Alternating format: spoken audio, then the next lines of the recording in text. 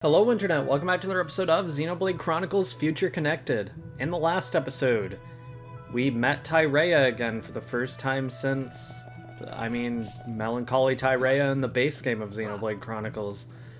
This time, we're going to be heading to Gran Dell to hopefully find out more about the Fog King, and maybe try and learn of a way to defeat him. So this is a new recording session. It's taking place a few days later. The best way to get to Gran Dell is to go to the Pillar Knoll, I believe. Well, at least that would be the fastest way. And then we have to go all the way down and around. Maybe this isn't the fastest way, but it's the way that looked like it would be the fastest, so it's the way I'm going to take. I bet we could survive jumping down there. I could at the very least survive jumping down onto this pillar. And then just jump onto the ground from there. And then just walk along this way. That's very nice.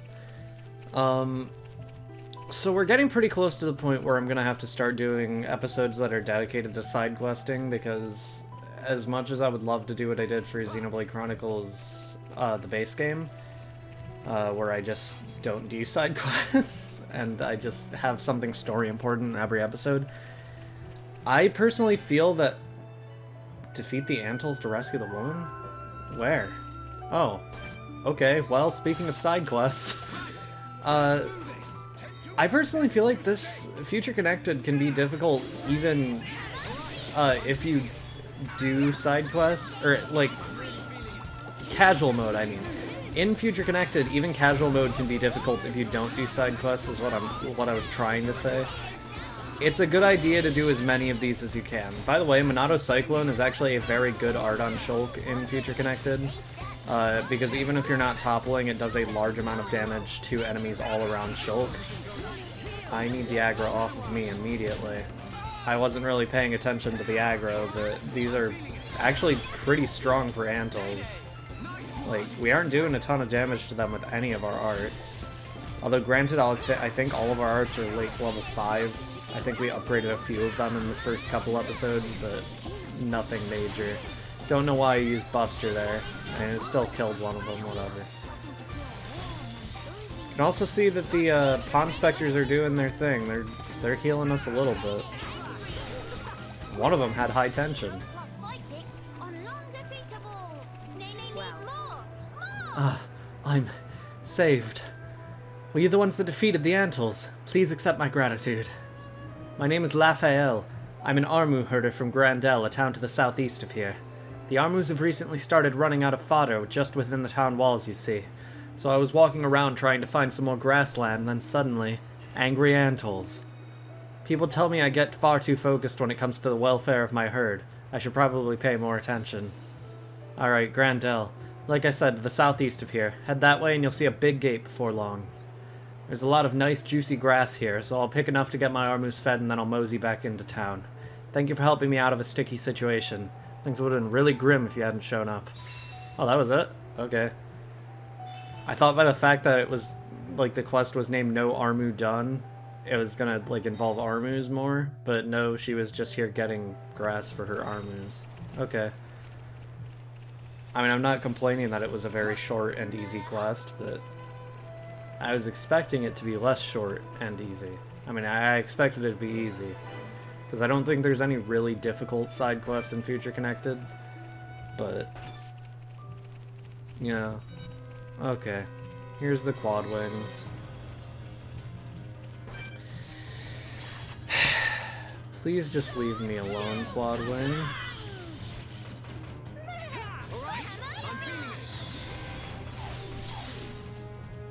It has an art called Funky Dance. I love that. Why aren't you waking up Kino too? Come on. Friend Shelter, oh. It looks so similar to the Friend Shelter, one can only cry out, oh. Nice. I like that description. There are only, I believe, 3 variations in terms of design for Kino and Nene's weapons. So you're gonna see a lot of things that are like that, and the only way they can really redeem them for their lack of, like, cool design is funny descriptions. Well, it's pretty funny. I like the idea that, like, Shulk finds it in a chest and he just says, "Oh!" Like, only Nene would notice the difference there. Sleep resist 2 and sleep resist 3. That could be helpful. We've seen a few enemies that have sleep arts, especially those quad wings.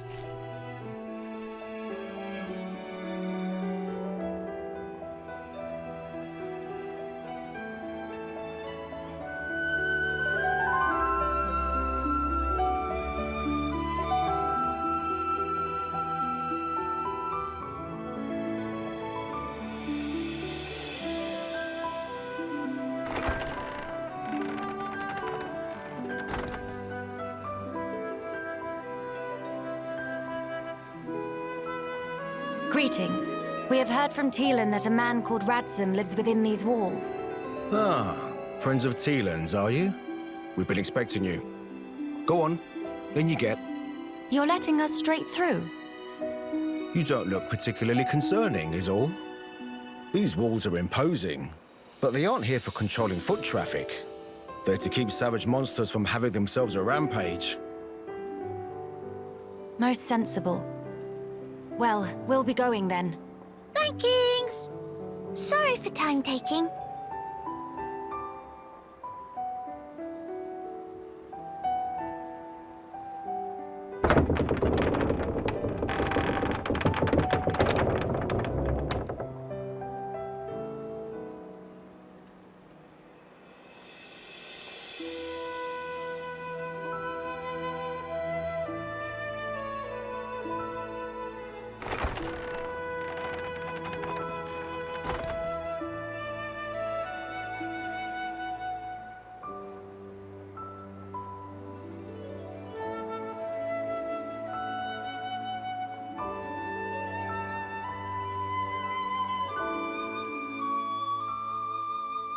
They say that the walls are to stop monsters, but those are going to stay open in gameplay for basically the rest of the game. We can just walk right through and then just walk back in. Like, there will be cutscenes where they're closed again, but yeah, I don't think they actually care that much. Something interesting about this tower over here, it was in the original Bionis Shoulder, although it didn't have that intricate design where it looks like there's a spiky crown on top. I really like what they did with the Bionis Shoulder. Like, these fields were here. There was a town in the Bionis Shoulder. It reused a lot of assets from rebuilt Colony 6 in the base game, which we never got to see in my Let's Play because I didn't rebuild Colony 6, but there's a lot of unique assets to it. And the town here used a lot of those. I don't believe it still uses assets directly from Colony 6, but we are heading into a town, which is obviously based on the town that was here in the cut map from the original Xenoblade Chronicles. And there's a Pond Spectre here, too. Nice. Gran Dell. Well, Us residents of Gran Dell don't really like going outside the city walls as a rule. You know, on account of all the wild, bloodthirsty monsters out there. But sometimes it's unavoidable and a poor soul has to take the risk. Every time that happens, I'm horribly concerned they might fall prey to something mad and toothy. That's a funny word. I've never heard the word toothy. I mean, I have, like, toothy grin, but... 1-1. Oh, we found him. That was easy. Qualified, certified. Rest is classified. Pond Spectre Chief 1-1 is name. Oversee surveying new lands is game. Meh, what Pond Spectre's all doing with these stranger people? More important, why it takes so long for everyone to gather an appointed meeting spot. Meh, never received such information. 1-1 forget to impart? Oh hum. 1-1 would go find Pond Spectres and make up for omission own selves, but have wings full with other business. Meh, have idea. Could friends guide rest of Pond Spectres to meeting spot? Probably all stuck in strange or sticky situation. Friends look like doing fine job so far, surely is no extra bother. Okay, 1-1. Recommended level 74. That's specifically for after you get all the Pond Spectres. 1-1 should be done with business by time Pond Spectre's all here. Can see some want to have word with 1-1, but we'll have to wait till everyone here. Naturally, there's little reward in store for helping 1-1. No problem. Leave it to me. Yeah, leave it to me. Lazy bastard. Classic Nopon.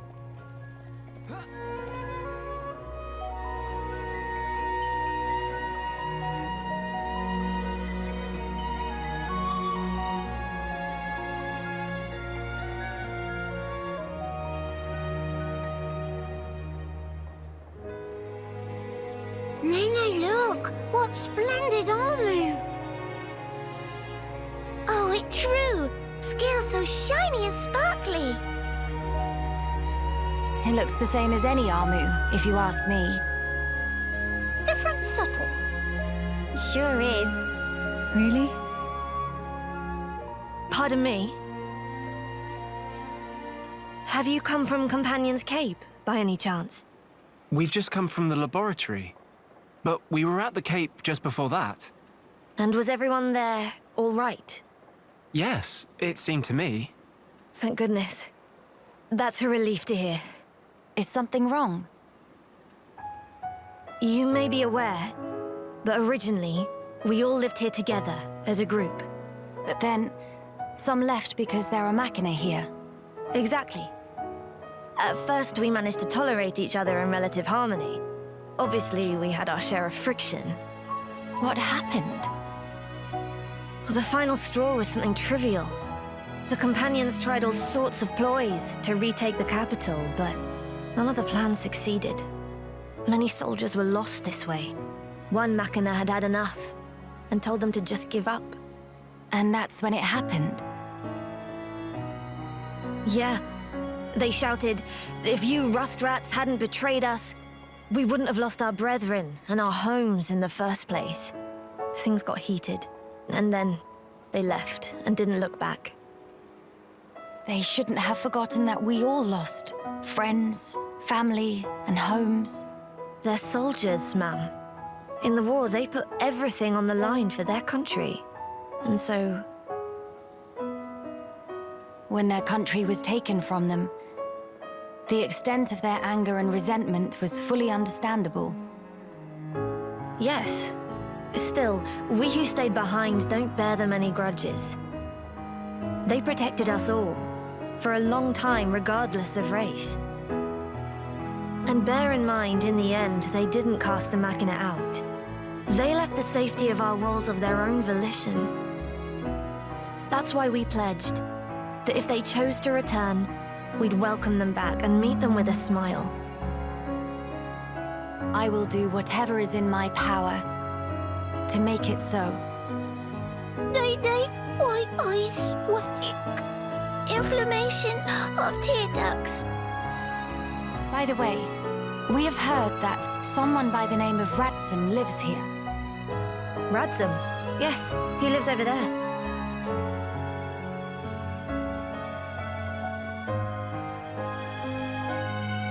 Over there. Thank you. Very kind. It was Radsum, actually. He was the one who told the Companions to give up their quest. Right. I see.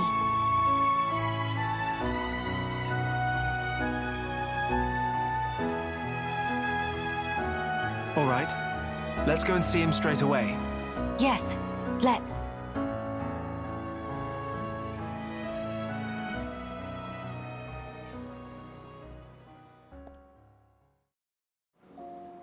Yeah, I don't know if I like that cutscene, actually. It seems just strange, to me at least. Like, it's just weirdly out of place. Like, somebody just shows up, who gives you a bunch of backstory. They're a named character for some reason, even though they have no significance to the plot whatsoever. And then they just kind of leave. Hello. I don't really get it. But okay. This is a pretty good weapon for Melia. That's a lot of money, though. We're getting a lot of money, too, from quests, but... this is really good for Kino. And this is really good for Nene. I'll come back here later. We should be fine on gear, because the gear you get through side questing and stuff is actually genuinely pretty good. I saw an ether deposit over here and I want to get what I can from it. Although it's yellow. Green is the most helpful color for these in this particular part of Xenoblade Chronicles. Paralysis 3, Daze Resist 3. Not awful, although there are very few enemies that will actually attempt to inflict daze on you. Welcome. I think there's a certain warmth to objects made by hand. Some people say you can tell a lot of the maker's personality by their work. I wonder what mine says about me. If you made this light,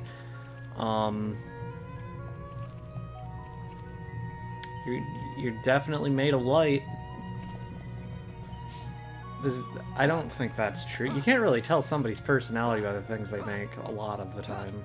Obviously, sometimes you can, but definitely not a thing that is true, like, most of the time, like the game seems to want you to believe. Seems like it's lacking punch. Anything else we could use? Alright. Huh? You want something from me? Your faces kinda have that look. Right, I see. That sounds rough. And you came from Companion's Cape? Then I've got a question for you. On your way to Gran Dell, did you come across any hard-looking rock or rare materials or anything like that? Saw ether deposits. Yeah, I know all about those. We have a few of them in Gran Dell as well. Ah, well, still, thanks for telling me about that. I've got something to talk to you about as well, if that's okay. Could you go into more detail?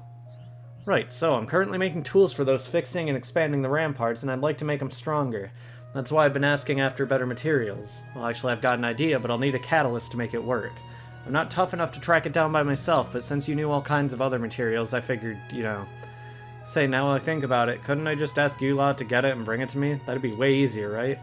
The catalyst I want to use is found near the Barrow Ruins Cave. It's a stone people call the Cerulean Shard. As for your reward, maybe I could upgrade any tools you're carrying while I'm working on ours. I can work with anything, like, for example, that ether pick you've got. How about it? I bet I could strengthen it to improve the output so you can mine better stuff. Not too shabby, eh? Recommended level 64, and, I mean, this isn't a terribly hard quest, so we can definitely do this. I was hoping you'd say that. I'm really glad you just happened to be walking right by. Well, don't let me stop you, I'll be waiting. No problem, leave it to me.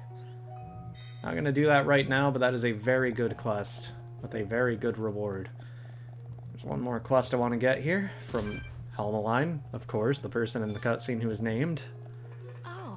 Oh, can I help you? I'm sorry to bother you. I saw those mechanical parts and figured we might be able to use them to fix the junks. I'm sorry to disappoint, but everything you see here is little more than scrap. Can you tell me what parts you're looking for specifically? We need wiring to link up the generator and the drive system, as well as something to reinforce the hull. Sounds rather complicated. That said, I do have an inkling. You've seen high anti airships before, right? Well, there are a few crashed ones in Alchemath, just lying there. And you think we could strip them for parts? Just so. Although I don't know what state they're in, you'll have to go and work that out for yourselves. Right, I see. I would have investigated them myself, but everyone else warned me off, saying it's too dangerous, so I relented. Still, from what I remember of my preliminary study, I think there should be 3 of the machines left. Understood. Thank you for sharing the information with us. One moment. I may have a request to go with all that. There are actually some parts I need too. Would you mind terribly finding them for me and bringing them all back together? Of course, that's no problem at all. This is for the Rudra wristband, Rudra bottoms, and Rudra shoes, and you bet I want the rest of that outfit. That's going to make us so good at agilitying. Investigate the airship in the vicinity of Alchemath's main entrance. What kind of parts are you after? I'm so glad to hear you ask. What I need is a palm-sized cog. Understood. We'll keep our eyes out for one of those. I'm counting on you. No problem. Leave it to me. Trust in Hero upon Kino and day will be saved. I don't trust Kino at all.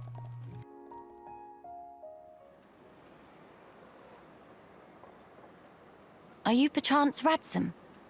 Yeah, that's me. How do you know my name? Teelan mentioned you. You are his fellow researcher. Oh, I see. Teelan sent you.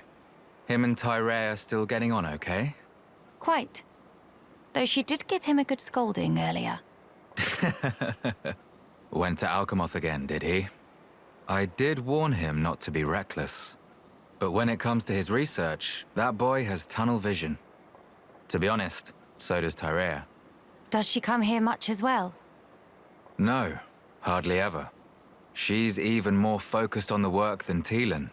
I couldn't begin to guess why she's so driven. It must be about her mother after all.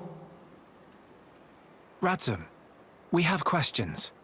About the Fog King.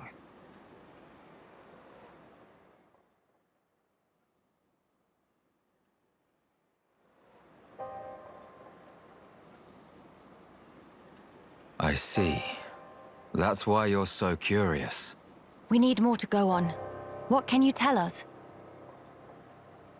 Because of the Telethia's ether field, the Fog King and his Fogbeasts seem, well, unable to escape Alchemoth. Ether field? Yeah. It's the means by which Telethia eliminate any excess ether that they absorb.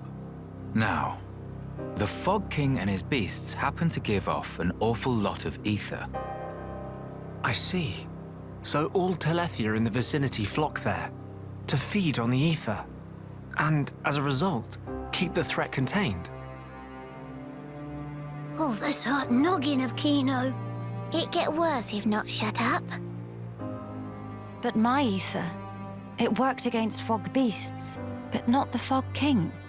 Or rather, it didn't even seem to make direct contact with him.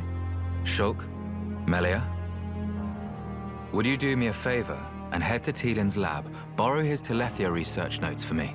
Sure, we can do that for you. There's something I'd like to look up about the Telethia's ether field. Understood. On another note, we heard that you spoke out against the Companions. I voiced an opinion, yes. I can understand their impatience. Their ancestral home was right there. However, I couldn't abide watching them throw away more lives for nothing. Nothing. Sounds quite stark. At first, there were hundreds of us living here. But now, well, you've seen for yourselves. And all because of the Fog King. Yeah. So I think you can see why I said what I said. If we end up extinct, we'll have won nothing.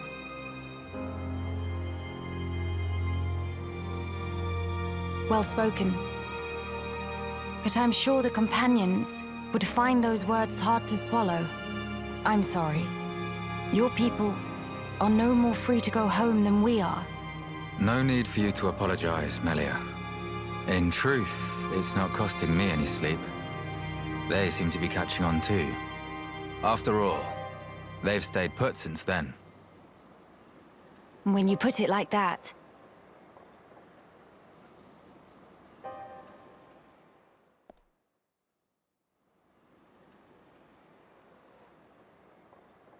The people of Gran Dell, they're living under considerable strain, not knowing what became of their homes, and with no means of return. But that's also true of Maxis. His people lost their homes too.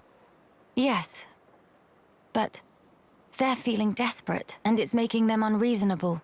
It too sad. We were like that too once, weren't we? Yes, we were.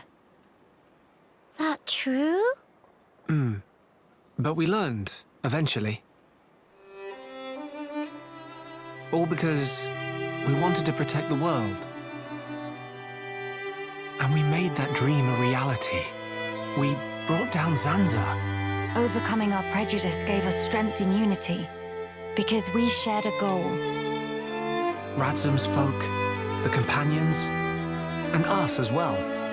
We all share the same goal.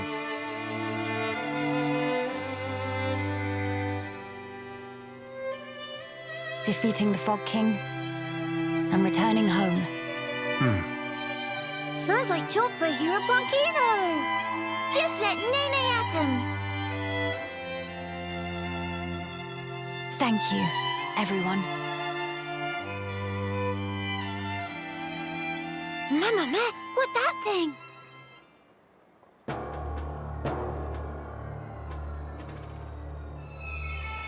Is that...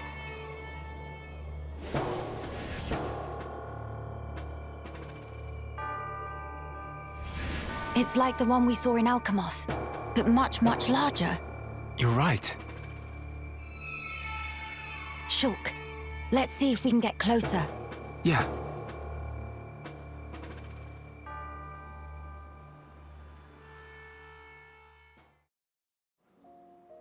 Alright, the ominous rift in time-space has reappeared in the skies above Alcamoth. Moreover, it seems to have grown in the interim. The group heads to Saltner Seal Island to investigate it from closer up. Okay, I think we can just skip travel there, so... yeah, I have no complaints about being able to skip travel to the objective.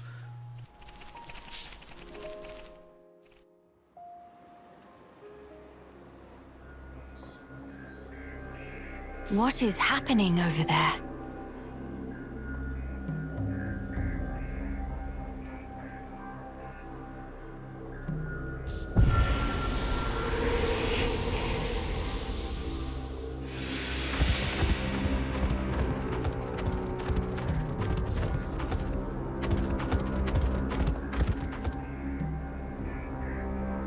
Miss Melly, look! Ahead!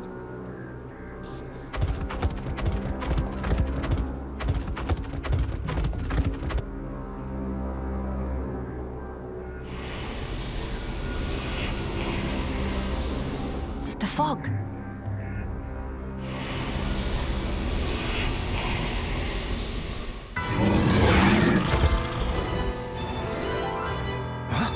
Fogbeasts? Here they come! No time for deliberations. Let's go, Shulk. Got it!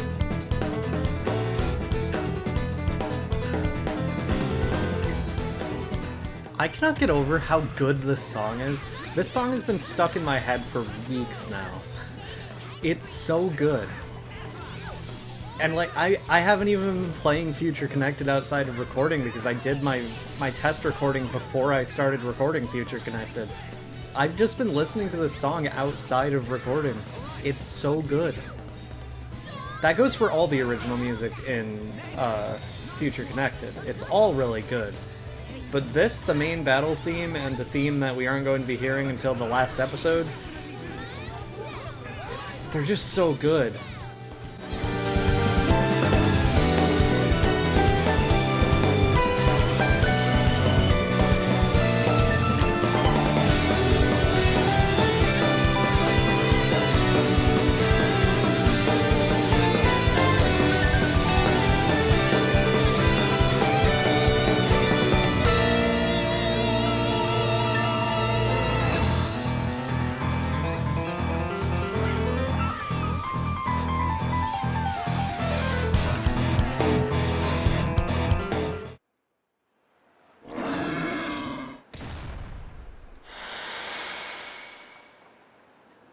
And not come back!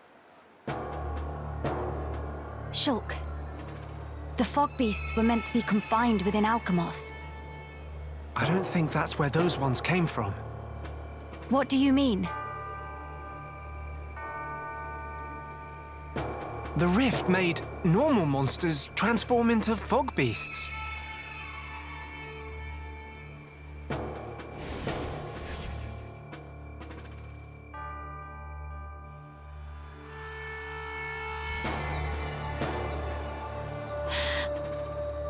Oh no, Gran Dell! Ah! What is matter? The Armus could turn into Fogbeasts. Meh, no one to picture that! Must hurry to rescue!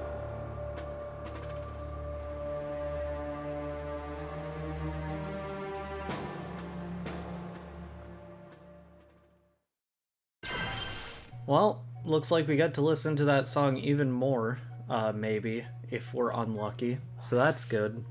I like the song.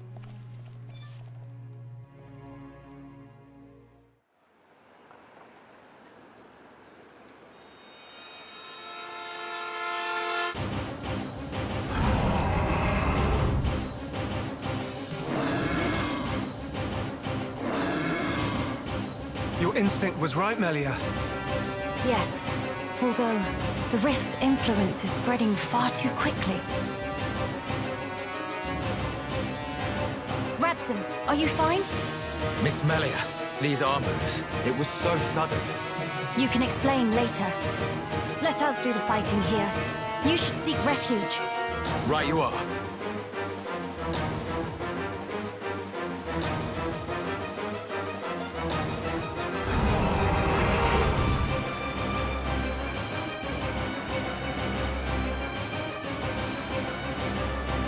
Stop those Armus. Yeah! Bad Armu! Go to bed without din-dins. Kino, show off ranching skills!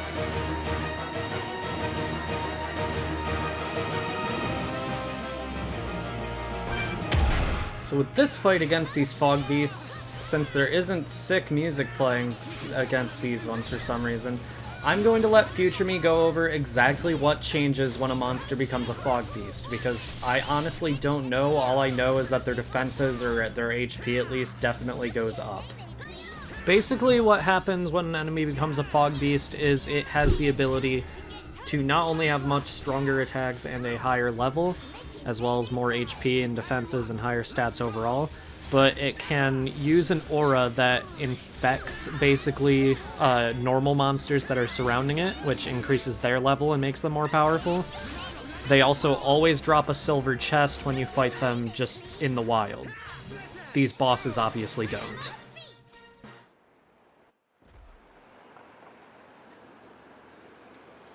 Thank you for that. Was everyone all right? Yeah, no major injuries to speak of. All thanks to you, of course. Kino accepts a year's supply of sweet wasabi as reward. Real hero pun never has compensation. Where it say that? Shulk, was it the rift's expanding influence that's responsible for our Armu's transformation? Looks like it. We saw it happen before, too. Regular monsters turned into Fogbeasts, just like that. That suggests more Fogbeasts will appear if the rift continues to spread its vileness. Consider, with the size it was before, the rift's effect was limited to the area within the capital. But now it's getting wider. One moment. In that case, if the rift keeps growing larger, All monsters everywhere could be changed by the fog. we must find a way to fight back. We'll need those research notes for that. Let's head for the lab. Right.